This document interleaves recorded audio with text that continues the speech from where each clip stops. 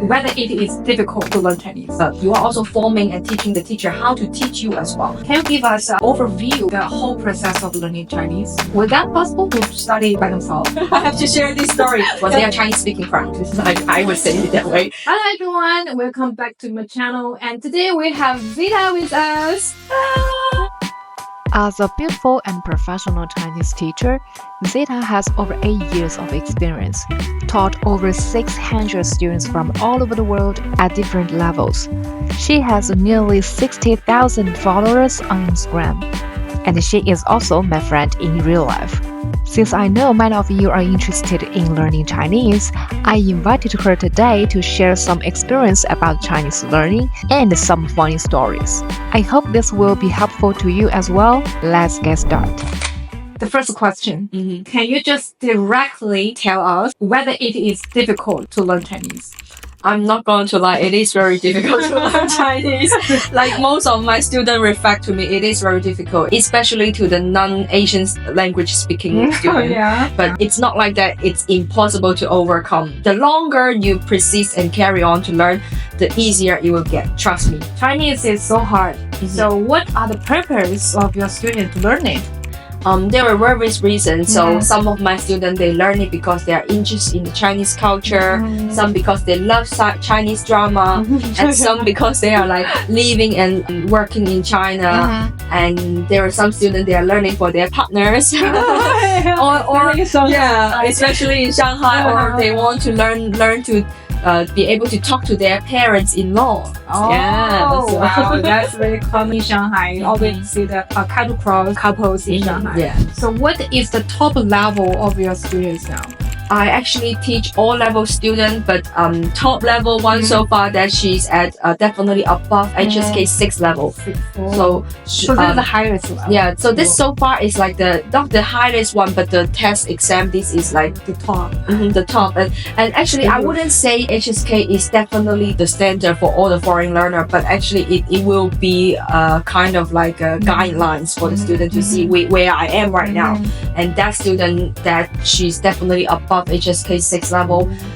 She can talk to me like native speaker. Yeah. So in our conversation, she know how to use the internet slang. She know how to talk about the lots of this saying, like common saying or colloquial expression. So I can't imagine this happened years before because we are so engaged ourselves to study English, but it's rare to see a foreigner speak Chinese in the past, but now it's getting more popular and normal. Yes. How long it took her to get that level? So to her, we in total actually we take class for around 4 years. So for 4 years. So actually 4 years is a short time. Really? To achieve that high level, 4 years is a short like a time. native, you have 4 years. So what's the frequency? Like study every day or every month or? So besides taking class with me, she also studied in the university. Well, so she majored in Chinese. Yeah, she majored in 4 Chinese. years in the university. And practice more with you. Yeah, practice more with me. So, but I also have some other students that they might learn like 4 years or even 5 years with me, but then they cannot be as fluent as her because whether you master the language, there are lots of factors, right? Whether you do homework or not, whether you practice or not, and also whether you use the language after the class or not. So there are some students that they maybe meet me twice a week online, and then after that they never talk, they never practice. Language environment is very important. Yes, exactly. Yeah. As the social media develop, there are a lot of study learning resources online, and a lot of people said I will start to learn the Chinese online with like some social media accounts. Yeah. Was that possible to study by themselves? To be honest, I wouldn't absolutely deny that, saying that you can't self-learn, you can't self-taught. But I think it would be very difficult because self-study actually will demand a lot of time and energy. You do need to involve a lot. And also, like you just mentioned, there are lots of resources online. You need to have a very strong ability to distinguish which one is useful for me, which one is not, which one is really practical, which one is just like the knowledge organization ability is very important, and the other is like you don't know how to make the plan for yourself. right? Okay. Because learning language, especially for nowadays, it's not just for reading. You also need to be able to use it. Then, do you have a scenario? Do you know how to build yourself a content to use that language? And then I will have lots of students that they come to me say that, oh, teacher, I self-taught myself in HSK2 level already. I think I'm intermediate level, so we can just skip the beginner. But then once we start the class, it's not like that. So yeah, it's same when we were studying English, we got really good scores on paper. yes, But we can't open our mouths when we really in front of a foreigner. It's the same. yeah, right? you can't use it. Yeah, I'm with you because I'm learning Spanish now. So I think the same way. There are a lot of resources. I just use them, like the Duolingo app. It's free. I don't have to pay. I was like, okay, I can start my Espanol. But as a language teacher, I really just struggle during this process because I didn't know why I have to use these words in this environment, and I have to use that words, but they are the same meaning for me. But I really strive for to know the grammar parts. That is the main way to really master the language. Yes, exactly. Right. So in summary, it is possible to study by yourself, but it would take you a very long period of time. Yes. Yeah, I think, and especially for beginner level student, I would always suggest them to find a teacher so that at least the teacher will show them a very clear frame about what step they can do and what's their weakness, which part they need to emphasize, they need to focus on. The teacher, a professional teacher, can give them much more like shortcuts Yes. to get straight to the point. Yes, exactly. Much efficient. Can you give us an overview of the whole process of learning Chinese? Where they should start from? I think definitely the Pinyin, as Pinyin is the system of representing the Chinese alphabet. So it will help us to understand and master the pronunciation of Chinese language. So this is definitely the foundation of Chinese language. So let's say for the first 6 to 10 hour of the class, we will mainly focus on the Pinyin pronunciation, correcting, mastering, but it will not be just learning Pinyin by itself. It's not alone. During the lesson, my student will learn some practical daily topics, and then through the new words, through the phrases, through the sentence, we'll learn the practice. We'll practice the Pinyin, practice the pronunciation together. So after they mastering the Pinyin better than at the very beginning, then we will start slowly also adding the listening and speaking practice in the class. I will usually teach the comprehensible class, which means that listening, practicing, and reading, even characters recognizing, it's like all in one. So I will build them the environment to do that. So after we start practicing the listening and speaking, that will be around, I think, in the 20th hour lessons, and then in the rest of the lessons I will slowly also start adding the characters recognizing. So I would suggest the very beginning process of your learning, you should always start with Pinyin, get fluent with the practicing, but not independently. You always learn it with the context together. Yeah. And then second is like start practicing the listening and the speaking as well. And then the last part is like slowly also adding the characters recognizing. So your skill will be more developing in all aspects instead of like I will have sometimes some students, if they learn at the beginning, they focus a lot on Pinyin, but then their reading or listening is very weak. That's not good. So I watched a lot of videos about learning Chinese, and they got millions of views. And I sent it to you, and I said, okay, so as an experienced Chinese teacher, in your perspective, do they work? I think I'm not going to deny that it might be very useful for some people that they have lots of time to focus on learning. But to be honest, with my experience, most of my students, they are adults. They have job, they have family, they have a lot of things going on in their life. Some of these YouTubers experience or share that demand a lot of time and effort. It will be very difficult to put them in practice in real life, to be honest. For example, some YouTuber, they will say, oh, for the first phrases of Chinese learning, just focus on Pinyin, master it, practice the tone. That sound very ideal. But imagine it in reality, if you learn in Chinese for I don't know, for the first 10 hours, then you still just learning the pinyin and just learning. I definitely Because the student wouldn't see any outcome. They were like, why after 10 lessons I can still just practice like why I cannot why how come? So that's why I will always tell them, or maybe for the first 2 or 3 hours we will mainly focus on pinyin, and after that we will slowly put the lots of the practical sentence or practical phrases for them to learn and to use, so that the student will have like an achievement. They feel that this is the achievement. I can actually, after 3 lessons, I can already say some basic sentence. Then you need to keep in mind, it's like learning pinyin and correcting pinyin, mastering the tone. It's it's a process that will go all the long way in your learning. It's not like one step you can cross and then move on. Not like that. And the other part is like some students always just focus a lot on this reading, but then they can't really speak or put in use in context. I think no matter which language you're learning, you need to train yourself to learn a thing in that way as well.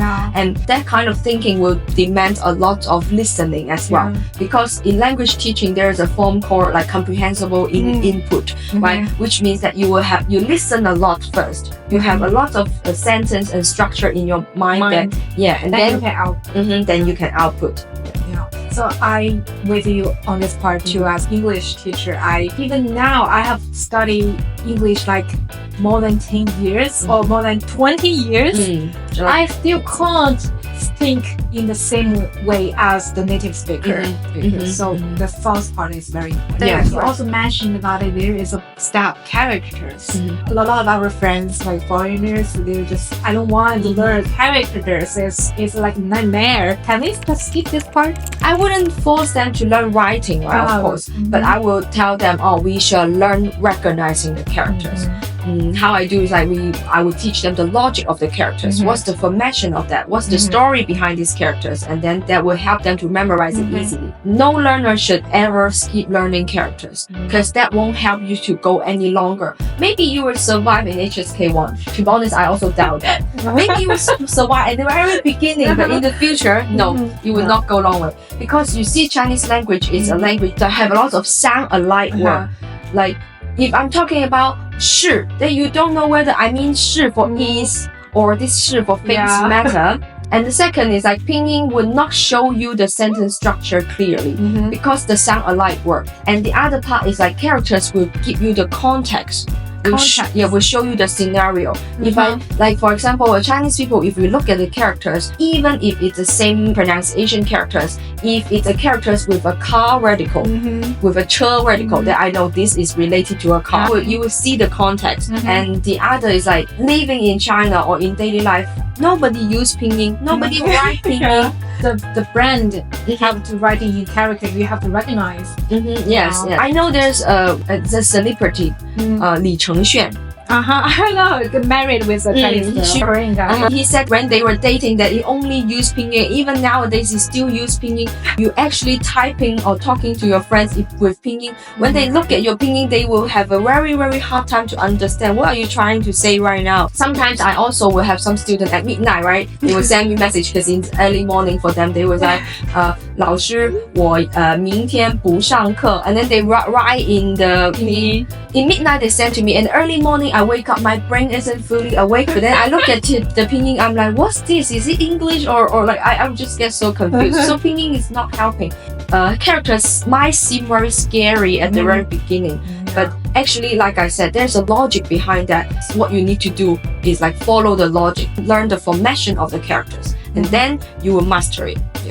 Maybe you can just skip the writing part, but you have to realize them. For the reason, first, the characters for a Chinese character is very funny because they combine with like a different meaning things. So once you know the parts, and you can guess the meaning of the whole character, so it's much more efficient way to expand your knowledge. The second is because if you really want to travel or just living in China, and all the things you can see on the street great is in characters. And if you don't know the characters, you don't even know where's the hospital. You don't know where this shop for. You may go to like a supermarket to ask, do you have like a doctor or something like that? And 这个让我想到一个故事 I have to share this story. So there was one time a student told me that he at that time there was lots of this why my app still haven't has picture. So he said that he ordered the soup and then because he can't recognize the characters and then he ordered the soup but then it comes actually it's chicken feet soup. Oh yeah. So because we were at Guangdong at that time. So it's like in the Guangdong then we have the chicken feet soup and then he's like when the soup came he was like I was shocked. But then, because he doesn't understand any characters and there's no picture, and it's only like chicken feet soup, and then you see if you don't recognize the characters, that's what you will get. So especially you remind me because in China and it's so common to order food online, and sometimes the app without like English, you have to recognize what food you are ordering. So or you will get a lot of surprises. And especially when you're in life, you want to date someone, right? And then you send message to them to ask them maybe I want to ask you something. And in Chinese is 我想问你. It means I want to ask you something. And if you just write your PinYin, can be also treated as I want to kiss you. 我想吻你. It's different tone, but totally same PinYin, right? So you have to show there exactly the character that you can express yourself exactly what you mean, right? So caricatures, no skipping. But you can skip the right one.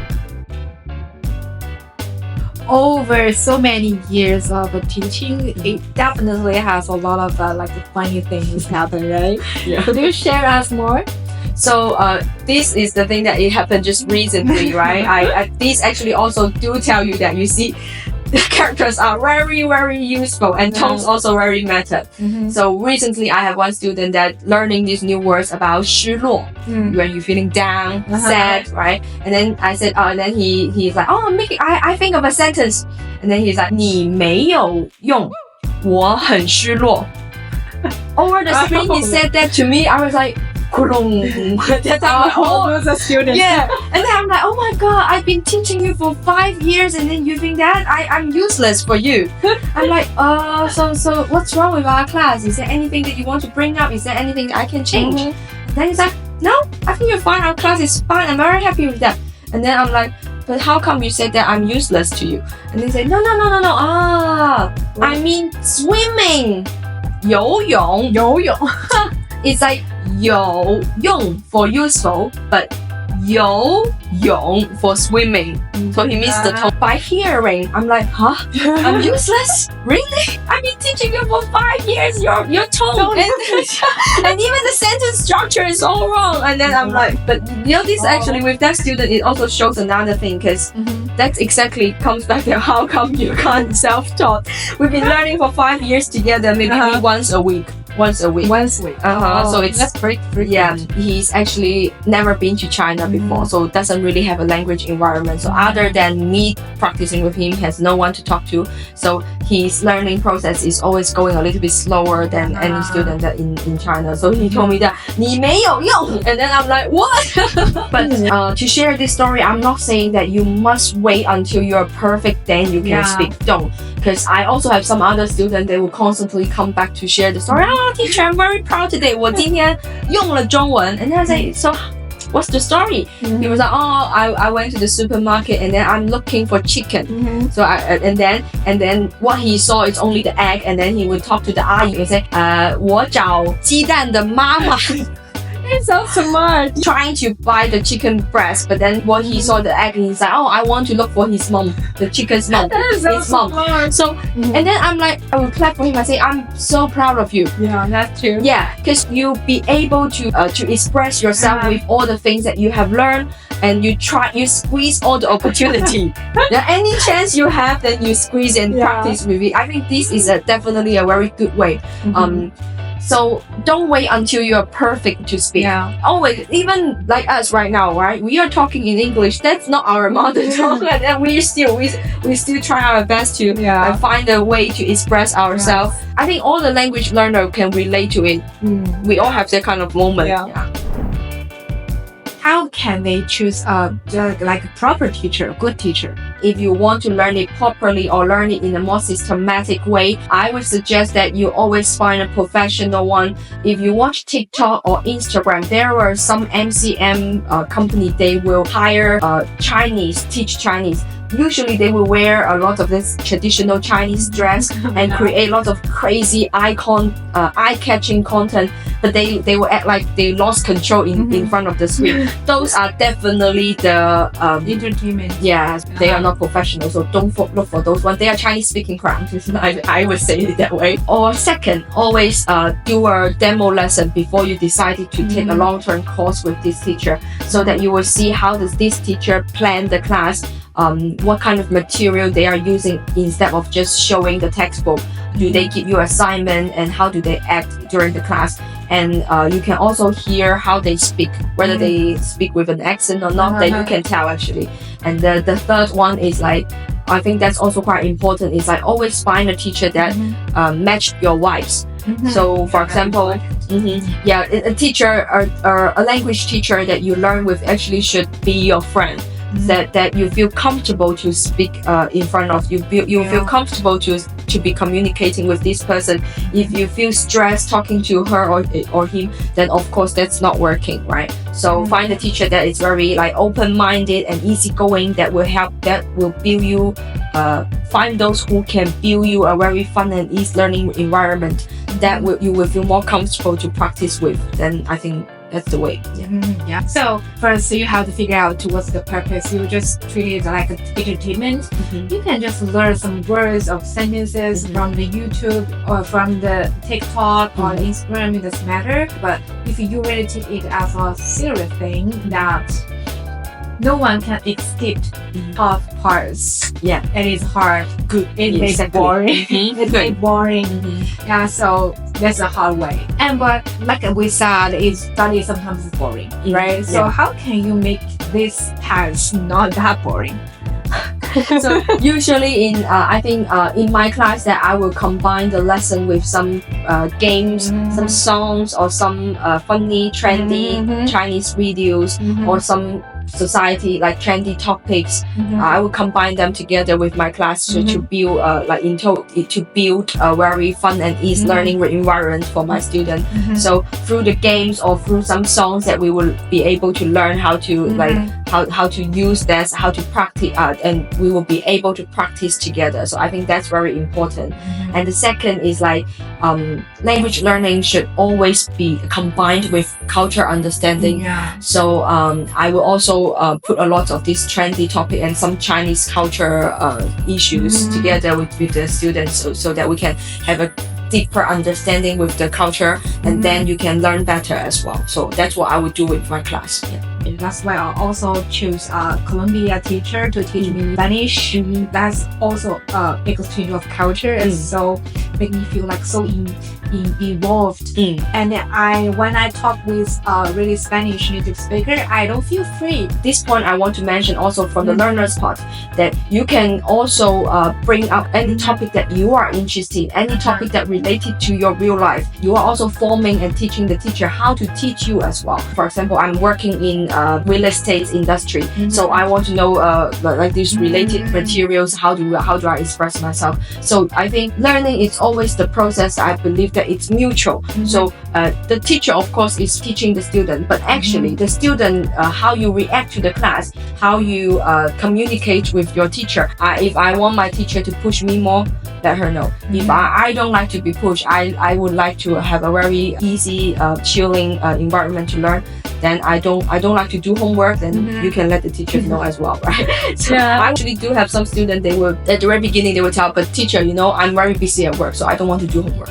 They told me already, so that I will not prepare, right? At last, can you teach us the most top 2 most useful expressions in Chinese can save a lot of situations. Okay. So So I think first one, 请再说一次。请再说一次。请再说一次。Someone go blah blah blah blah blah, and then you say, oh, excuse me. 请再说一次。The other one, 请 again, please, 请说慢一点。